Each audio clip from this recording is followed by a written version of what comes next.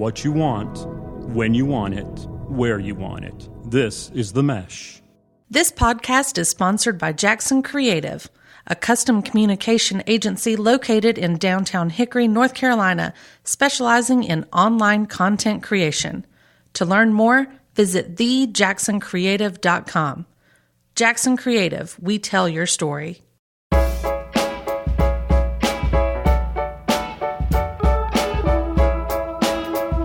Welcome to the Street Circle Drive podcast here on The Mesh. Well, I am your host, Andrew Moose. Street Circle Drive is your Hickory-centric podcast for people who love Hickory. First, I would like to thank you guys for listening to the podcast. We couldn't do it without you, and we do sincerely appreciate it. So once you have finished this podcast, head over to themesh.tv and subscribe to all of our shows on our network, and you'll have them sit directly to your devices. Today, we have our second of two crossover episodes with the hosts from FootcandleFriedChickenSandwiches Films podcast, Alan Jackson and Chris Fry. What's happening, guys? Hey, hello. Our episode is slightly different today. The Street Circle Drive format usually goes something like this. We welcome everybody. We have a guest. We talk about some events, and then we do a restaurant review. Today, we're doing it all at the same time, as you might be able to hear through the microphones. No worries. Okay, so most of you have probably caught wind of this social media war between the fried chicken franchises, correct? It is something to behold. I believe Popeyes went after Chick-fil-A, and something to the tune of people need to eat on Sundays too, or something to the effect. Yes. Okay, so because Chick-fil-A, obviously, as everybody knows, is closed on Sundays. Is closed on Sundays, right? So we took it upon ourselves today to go to 4 fast food fried chicken establishments. And we're going to get to the bottom of it. Which one is better? So we broadened the search out. It's not just Popeye and Chick-fil-A anymore. We wanted to give we're equal opportunity provider here. Right. We went and got fried chicken sandwiches from Popeyes, kind of. Yeah. Wendy's, Bojangles, and what was the fourth one? Chick-fil-A. Chick-fil-A. Okay, so with those 4, we have come to the conclusion that they're all bad for us. Yeah. And that we are not exactly sure why Popeyes decided that they were going to go after Chick-fil-A on social media. I think Alan might have some sort of hypothesis on the situation. Well, it's not a hypothesis on why you go after your competitor. That's pretty, right. That's what everybody does. My thing is this whole... You got to wonder. Okay, so the little background. Popeyes puts up a social media post going after Bojangles. Supposedly, it creates a frenzy where all of a sudden now people go flocking to Popeyes to get their fried chicken sandwich because they think it's new and it's this competitor to Chick-fil-A. And the whole idea is that they run out. It becomes this mass. People are lining up outside of Popeyes. I mean, it's pretty easy to say in a marketing standpoint that if you want to manufacture some hype around a product, you get some photographs of people lining up around the building. You talk about how supplies are running short. Better go hurry up and get one while they're still out there. And then you run out, which I'm sure they did, but you make sure people know, we sold out. I mean, you're going to have to come back next week to see if we have them or not. That's how you choose your own chicken adventure there. That is how you market. Right. And Popeyes just kind of hit the right moment. They hit the right buttons. They got some frenzy around it, and but to think that they didn't know that they were going to try to do this, I don't buy that. Right. So they're causing their own mass hysteria. I think what obviously was planned was for them to put up social media posts and to try to drive business, but I don't think in their wildest dreams they ever imagined they would actually sell out of a chicken sandwich. No, I mean, in the history of fast food, do you hear about do you hear about Wendy's selling out of Frosties or something? No, it doesn't. Or McDonald's running out of toys for Happy Meals, but not out of Happy Meals. That's insane. I don't buy for a second that there's not a marketing team at Popeyes that's been planning for months that they're going to do this. And we're going to go mass hysteria on the chicken sandwich. Okay, the chicken sandwich is our thing. We're going to go after Chick-fil-A because Chick-fil-A's been getting all this press the last year or so about being the fastest growing and one of the biggest fast food places in the nation. Oh, yeah, Popeyes knew what they were doing. Now, did they know it was going to sell out? They hoped it was going to sell out. And maybe they were surprised that it actually did. Or did it? I don't know. I'm just saying, this is, everybody does this. Well, Everybody we got it from the horse's mouth. If you call the horse's mouth the drive-through lady at Popeyes, is that close enough? She has the beeline to the board of directors of Popeyes. She's not like CEO. She's not vice president of marketing or anything. Hey, Chris, could you pull up what she actually said to us about what caused the Popeyes chicken sandwich frenzy? So while Chris is doing that, initial reaction to all this food is one. We timed it pretty good. I thought we were going to get it all here. It was going to be cold, but we did okay with the timing. I'm still pretty convinced that Wendy's should just stay in their lane and not do chicken sandwiches. To me, the taste test of the Wendy's chicken sandwich, it was what I remember going through the cafeteria line at my middle school on chicken sandwich day. Right. That's what this was. It was pretty terrible. So with these four, I want to defend Wendy's a bit. They need defending. They're not a multinational corporation that has a huge budget. I don't think I was in charge of picking up the Wendy's. Okay, right. So I'm just going to go ahead and cop out to that. I think I went for the budget chicken sandwich.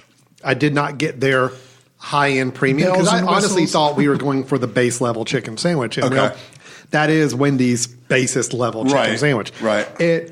To call it a fried chicken sandwich is a real stretch of terminology. Mm-hmm.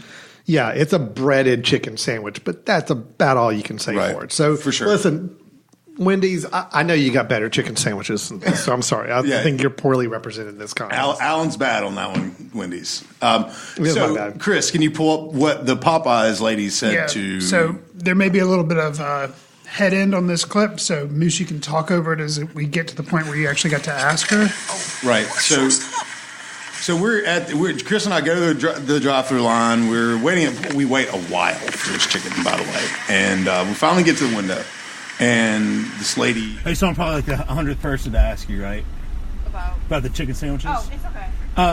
So.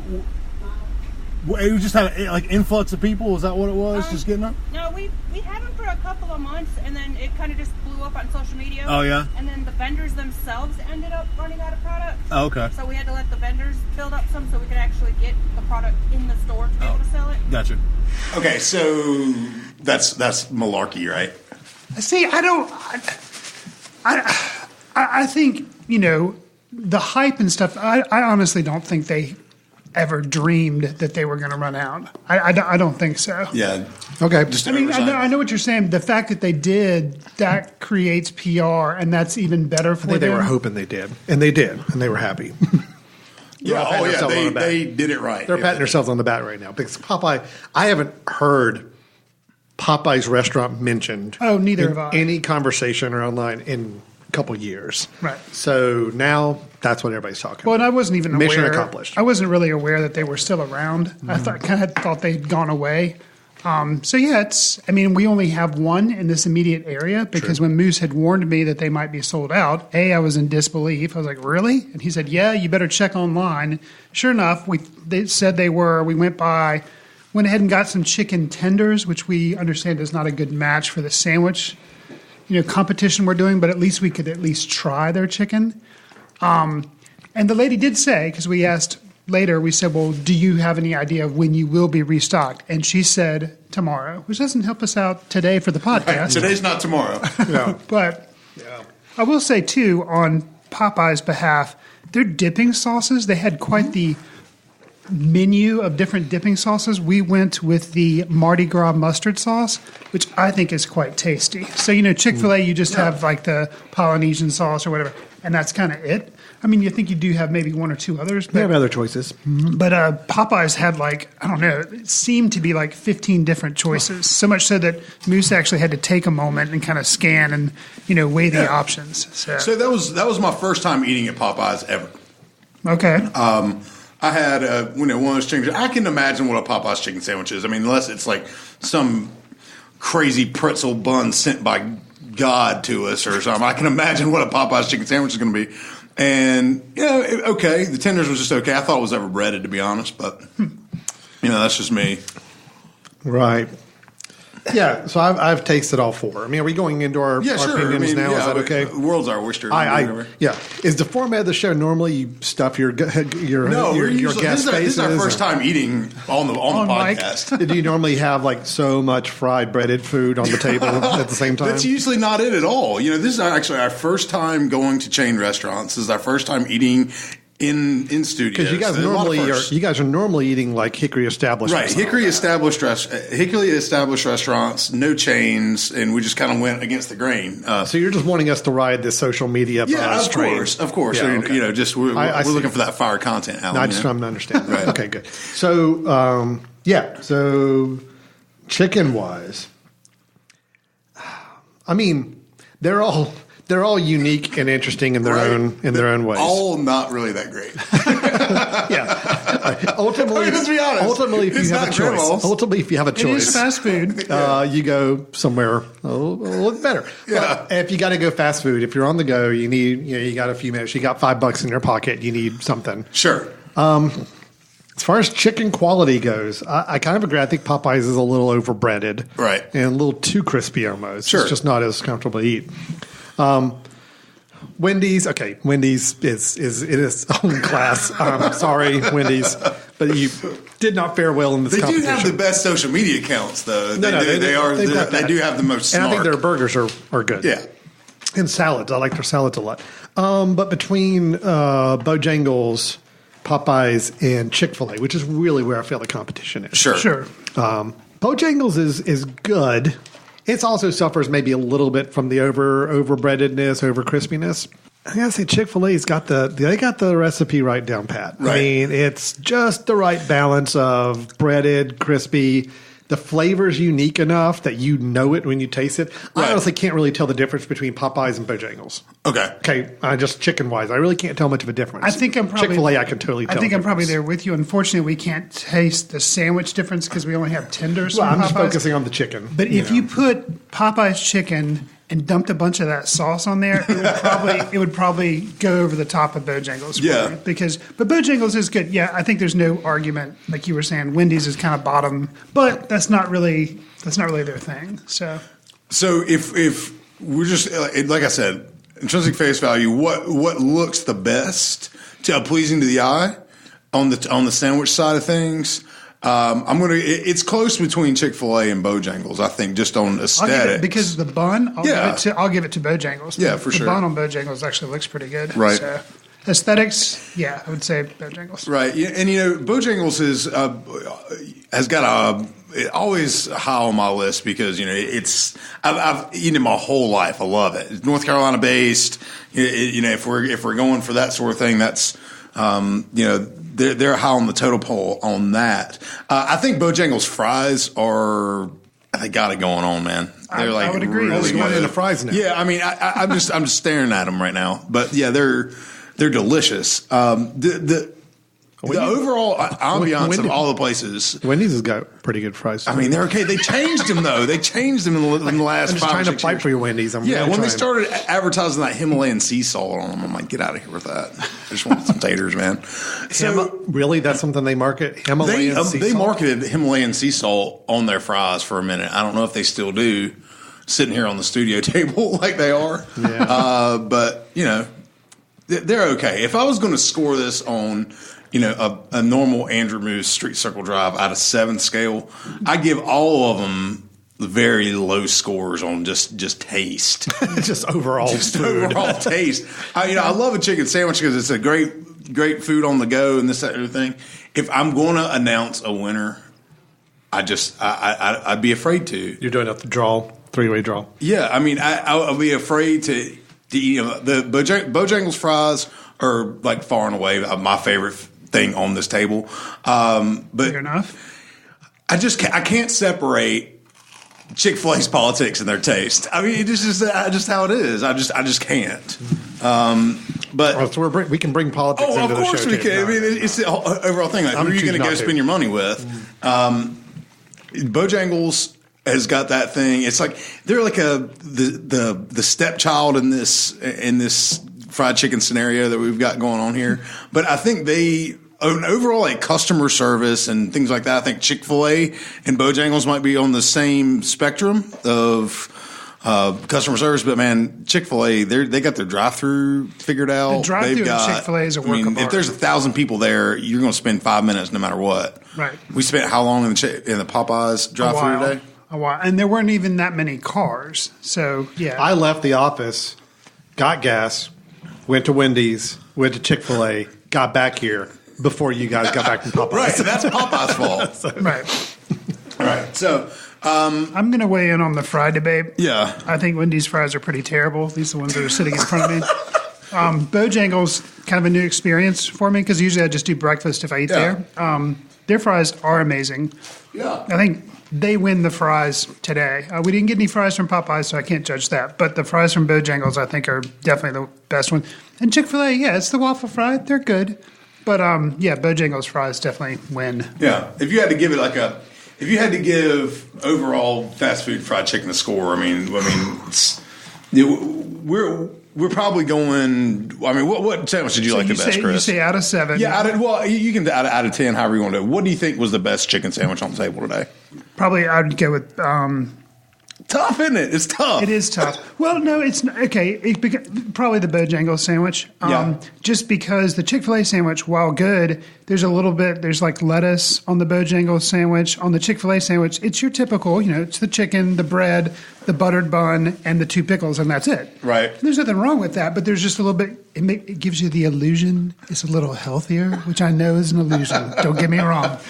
So for that reason, I'd probably give the winner. Chick-fil-A has chicken sandwiches with lettuce, tomato, and all that. It does. You're right. You just have to ask.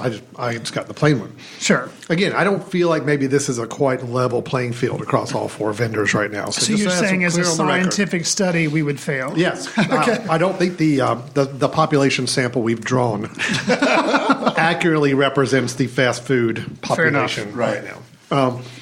But all right, yeah, and I'm not judging anything based on location of company or politics of company or anything else, because again, I try not to do that. I mean, tying in films. Sure. I try not to tie films to their filmmakers, right? Their own personal belief system or their past experiences, whatever. I want to look at the film as a film and not with the filmmaker. Okay. So I'm trying to do the chicken sandwich the same way. I think Chick-fil-A does have the best chicken sandwich, and I do think Bojangles is the best fries. Yeah, so that's my vote. Yep, that's pretty good reviews, guys. I just still can't get over how a chicken sandwich place cannot have chicken sandwiches available to them. I mean, I know it's probably a marketing scheme, but like you got to be pumped. You got to be ready for that. You got to be ready for the influx. I'll agree with that. I think it is a marketing scheme. Sure, definitely. The fact that they run out, I would like to think that they were actually surprised about it. Alan says he thinks it was kind of rigged. Do you think so? I think they were surprised, but they were shooting for that. Okay. That was their goal. They knew this was going to be a blitz. Right. Anybody who thinks this is some grassroots people who just started going to Popeyes and talking about the sandwich, and all of a sudden online blew up, and Popeyes is like, "Oh my gosh, what's going on?" No, they knew. They started this. So, what did you guys do when they told you they didn't have a chicken sandwich? Well, what did you buy? So that's what we ended up just getting tenders. Yeah. Because it was like, funny how that happens. Funny how that happens. They get to pitch their actual core food that they want people to have. Oh, okay. Yeah. Interesting. Oh, and go figure. You mean guys are going to actually do a podcast about it too? Well, you're already in our drive-in line and you've already ordered something that we don't have. Amazing. Oh, I'm sorry. I guess look at the rest of the menu and see if there's something there that strikes your fancy. That's right. Yeah. Speaking about looking at the menus and striking your fancy, guys, tell us a little bit about the film festival that's coming up. Wow, you can tell you're a well-paid podcast host because that segue was amazing. Thank you. We need to take lessons from Moose. No, you shouldn't. I got sure. Chris, could you fill it? Which, by the way, Moose, I noticed that your thirds of the sandwiches are still kind of hanging out on the table. Yeah. So I think. Well, no, I ate the Bojangles third. I don't think Alan's ate the Bojangles third. I've had my third. Oh, you have? Uh-oh. Well, I'll eat another third of the Bojangles then. Our scientific study. If I'm going to eat cold chicken sandwiches, I'm at least going to eat Bojangles. There you go. So, yeah, we have a film festival. Trash is going to stay right there. Wow, that's rough. So we do have a film festival coming September 27th through the 29th. to the General Auditorium here in Hickory. And it's part of the General Auditorium, for those not familiar with the area, is at the Salt Block in Hickory, which has an art museum, a science center. It's where the symphony practices and performs and stuff. So it's kind of a really cool arts community there. They let us have the auditorium for the weekend. We hold films there for 3 days, all day Friday, all day Saturday, all day Sunday. We close it out Sunday night with an awards dinner. And we are privileged enough that filmmakers come from out of town, sometimes from overseas, and they come and talk about their films after we screen them, and then the winners then get up and get to accept an award on Sunday night. So it's fun, and it's a lot of different types of films. We have short films, we have feature films, documentaries, narratives, which are fiction films. So it's a lot of fun. And this is the 5th year that we've been doing it. 5th year, yep. And I always like keying on the fact, too, that we started the Film Society back in 2006? 2008. So we're at 11 years now. Right. And we started the Film Festival 5 years ago. Right. We started it, the whole Film Society, because we wanted the people of Hickory, Catawba County, this area, to have experience getting to see films that aren't coming here naturally through the movie theater chains. Smaller films, independent films, foreign films, documentaries. So that's what we've been doing for 11 years now, is showing those films here locally. The film festival really is more of a community gathering. It's a place of just having a great weekend festival experience with visiting filmmakers and kind of compress everything we do out throughout the year into a singular weekend for people to come and enjoy. So that's what we do. But then the other aspect of why we kind of started this whole thing is we want to ultimately help support the film community. So we have a real direct way we do that now, is that we take all of the ticket proceeds from the festival weekend, funnel that into our filmmaker grant program. So every year we are awarding grant money to up-and-coming film projects that are being produced primarily in the state of North Carolina. Last year was the first year we gave out grants from our ticket proceeds the previous year. And so we gave out $10,000 of filmmaker grant, which, in the film community, that can go a long way. Sure. You can do some good things with that kind of money. So we helped fund 2 projects that were in development and needing some additional funding to kind of help finish them out and get them out. One of them has been traveling the film festival circuit for the past year and doing great. Which film is that? A film called Santiago, and tells a story of a Guatemalan woman who has lived in the United States for like 20 plus years, but she has had to seek asylum at a church in Greensboro because for fear of being deported. Mm. She's been here a huge portion of her life. She's got children and grandchildren here, and the church in Greensboro wanted to help her have asylum. So she's been living at this church for years now. Right. So it was a short documentary about that. But just knowing that, not only are we showing films, which I think is great, to the community, but we're helping in some small way build the film community here in the state. And so we'll be giving out some more grant recipients this year. And then all the money from this year's festival will go into next year's grant program and just keep that cycle going. Nice. Great fluid system you got there. How many folks usually come to the festival? It grows. Just another Bojangle fry. I'm sorry. It grows every year. The opening night is always our most popular event, and that's because the way we have that structured is we have an opening selection of films, short films. Then we have a nice reception that's held in the art museum lobby, and then we have people come back if they're daring enough to see some late night shorts. And so that's usually a well attended. We get a lot of independent filmmakers coming to that because short films are like they're hoping that's a launching pad to do features. So a lot more of them are willing to can make it in their schedule to attend the festival, and that's usually we have 300 or so people come to that. 250, 300, somewhere there. I mean, it fills the auditorium nicely. It's a good crowd for that. So overall for the full weekend now, do you have a guesstimate on what the? I mean, I know that we normally sell 12 to 1,400 individual tickets throughout the weekend. Now, people buy multiple tickets and come to multiple films, but I'd say on average every film has at least 70, 80 people, which. Right. We've been there all week. I mean, it's from Friday night or Friday morning through Sunday afternoon. Correct. Right. Just nonstop movies. Yeah. So, what movies are you guys having at the festival this year that you're maybe really excited about? Maybe one from each of you. So, I'll say one of the ones that I think is going to do well because it was actually shot some here in North Carolina, and it's a narrative film, which means it's a fiction film. But it was about a pizza place that's kind of fallen on hard times and is struggling to kind of make do because they're an independent pizza place. Right. The name of the film is 8 Slices, and it was shot at an actual pizza place that's somewhere on the eastern coast near the beach. We actually were talking to somebody, and they actually knew the place that it was based on. But it's a good film. It's got some funny stuff to it. Unique for our film festival in the fact that this is actually kind of a PG-rated film. A lot of times at film festivals, independent films, subject matter tends to be kind of heavy. Comedies are kind of hard to come by sometimes. Right. But this is actually something that doesn't have any bad language in it. It's actually kind of a, more or less kind of a family film, but it's fun. And it was shot in North Carolina, so that's something we're fortunate to have it. So 8 Slices is kind of something different that you wouldn't see kind of at the big multiplex that we're able to bring. Yeah, no, that's a good voice.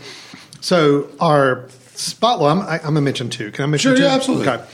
Our spotlight film is a film that we bring in on Saturday evening at 7 o'clock. And it's one that's not in competition for our awards. We didn't even mention really the awards, but we do give awards at the end of the weekend based on judges who watch all the films in competition and choose the best one of each category. But we show one film that's not in competition because it's one we actually go and reach out to the filmmakers and ask them if we can show their film. And it's a film called Ode to Joy. It's a higher budget film. It's got some bigger stars. It's got Martin Freeman, who you may know from the Sherlock BBC series. Okay. He played Watson. He was in the Avengers. I think Black Panther. He's been in some other big movies. He's a recognizable face. But it's a comedy, drama, romantic comedy that he stars in. And it is based on a NPR This American Life story.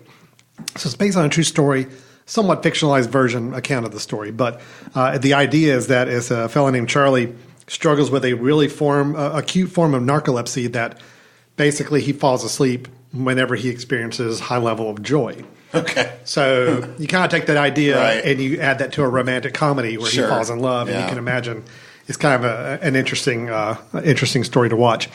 So that's going to be our 7 or about 7:15. I think we're showing it on Saturday night.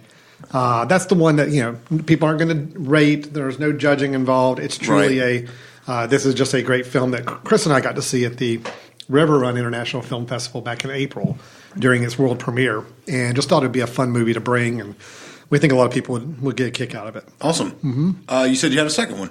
Oh, yeah, I do.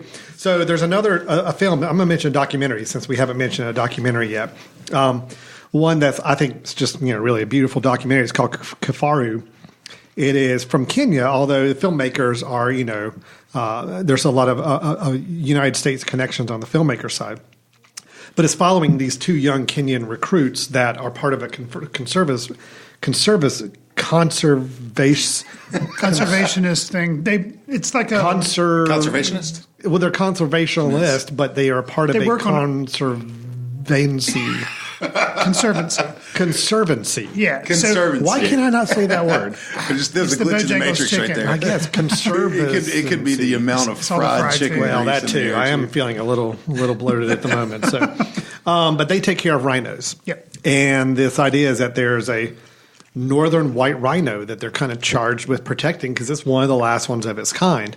So not only is it a great documentary to see from another country, which is always interesting to see, and you learn a lot, but obviously it's dealing with a kind of a critical issue in their area, which is the extinction or potential extinction of a very necessary animal. So you're following these 2 as they're basically having to take efforts to make sure they're protecting and watching this white rhino. So we think that's going to be an interesting documentary. That's on Sunday at noon. So all the films, you can get individual tickets for, or you can buy a pass for the whole weekend if you don't want to have to pick and choose. Gotcha. And where can they go to find that? FootcandleFilmFestival.com is the website. We sell all the tickets online, and then we also sell them at our monthly film screenings, and I sometimes are just standing on the street corner offering to sell tickets to people if they pull up and want to exchange money, whatever, whatever needs to happen to make it happen. I'll drive out to your place of business and bring tickets, whatever. Just tell me. As long as the screenings aren't sold out, we will actually be selling tickets day of at the event. So, don't know what your weekend's going to be like, but you want to show up on Friday, Saturday, or Sunday, we'll likely probably have tickets, and we can sell them to you at the door. Awesome. So our listeners can go to FootcandleFilmFestival.com and check out schedule of movies, ticket sales, all that good stuff. What kind? Are you guys having Popeye's chicken for the concession, or just only if they have the sandwiches? I don't know if we planned on fried chicken for the weekend, but after today's experience, maybe we'll bring in some. I don't know. Hard pass. Ooh, I'm already seriously loaded right now. I don't feel good, guys. No, I don't feel good at all.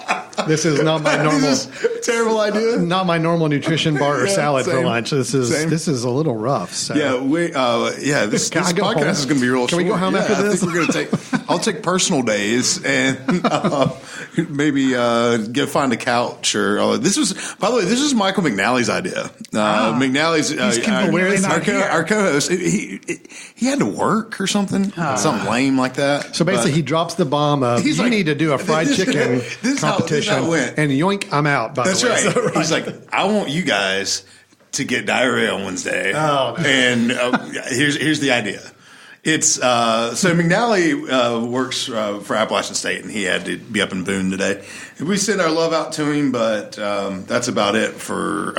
We'll send him the Wendy's sandwich. Yeah, we can box this here up. you go. It'll be waiting for him. We got this just for you. Yeah, for sure. It's all ready to go. So again, thanks guys for coming on. We really appreciate it to coming on Street Circle Drive. Again, the Footcandle Film Festival is September 27th through the 29th at the Salt Block, and all those films have been announced. You can find all the details at FootcandleFilmFestival.com. Just a couple different events that are coming to Hickory that I want you guys to be well aware of. So Hickory Downtown is coming along. From what I understand, from what I've heard at Hickory Downtown meetings and Oktoberfest committee meetings, is that it doesn't look like it now, but they say it's going to be done by next Friday. Wow! For the first sales series event on that's I think it's like September 6th or something like that. I don't want to be skeptical about that, but we'll see. We're nothing but good vibes and good thoughts out to those guys who are working hard to try to get all that stuff done so we can have a brand new green space downtown and to see great music and all that good stuff that comes for the sales series and all the other stuff that happens downtown. Get your Newton. How do you say? Chris, you're a Newton resident. How do they say that? I guess get your Newton. Get your Newton? I don't know. Right. Yeah. Well, the fine folks at the Catawba, what is it? I forget the winery. It's I don't know. Carolina Vines. Carolina Vines, right? I don't know why I didn't have that in mind, but yeah, Carolina Vines. That's not where they get your Newton is. It's Catawba Farms, right?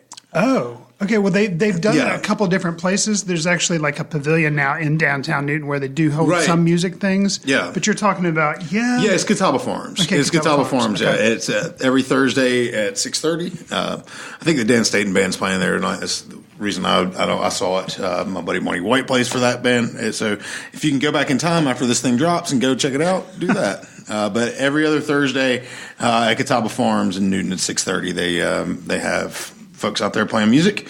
Hickory Oktoberfest, October 13th or 11th, 12th, and 13th. Food, music, and kids zones, arts and crafts. All kinds of cool vendors out there. Go check that out. LR Fall Athletics are in full swing. Go to lrbears.com for all those schedules. Hickory is alive and bumping. We've got all the fried chicken spots you can possibly imagine. I want to thank the Footcandle Film Society guys for coming. Alan and Chris, appreciate it a bunch. Oh, thanks for having us. Yeah, for sure. Alan's got a mouthful of fried chicken, so we're just going to... I moved on to the fries. Oh, fries now. Okay, but yeah, be sure to catch their podcast, Footcandle Films podcast, here on the Mesh.tv. And again, thank y'all for listening. My name is Andrew Moose. And until next time, see you later, Hickory Nuts.